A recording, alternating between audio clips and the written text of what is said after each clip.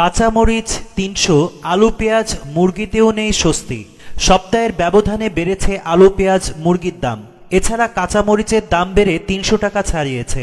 রাজধানীর বিভিন্ন বাজার ঘুরে এমন তথ্য পাওয়া গেছে। বিক্রেতারা জানান, বাজারে সরবরাহ কম থাকায় কাঁচামরিচের দাম অনেক বেড়ে গেছে। বিভিন্ন বাজারে কাঁচামরিচ বিক্রি হয়েছে ৩০০ থেকে ৩৫০ টাকা কেজি।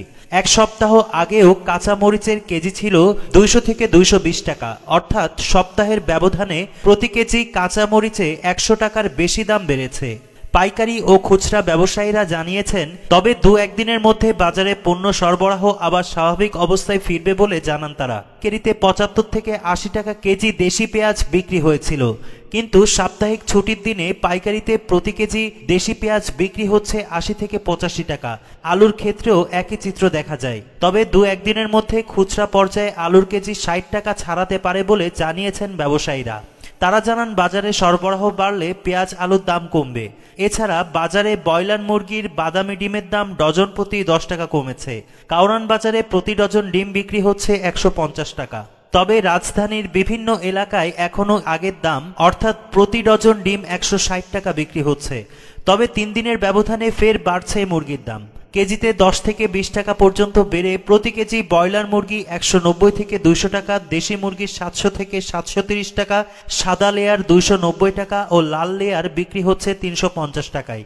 আর প্রতি কেজি সোনালী মুরগি বিক্রি হচ্ছে ৩০০ থেকে ৩২০ টাকায়।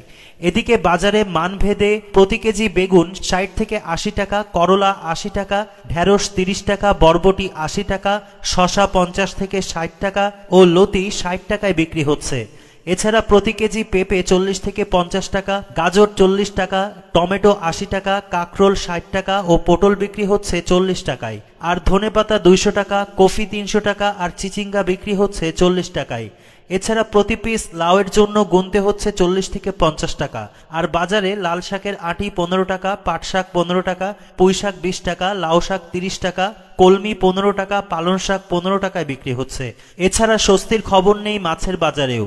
প্রায় সব ধরনের মাছে কেজিতে দাম বেড়েছে ২০ থেকে ৫০ টাকার মতো। বাজারে প্রতি কেজি তেলাপিয়া ২০০ থেকে ২৩০ টাকা, চাষের পাঙ্গাস ২০০ থেকে ২৪০ টাকা, চাষের শিং ৫৫০ টাকা, চাষের মাগুর ৬৫০ টাকা এবং চাষের কই বিক্রি হচ্ছে ৩০০ থেকে ৩২০ টাকায়।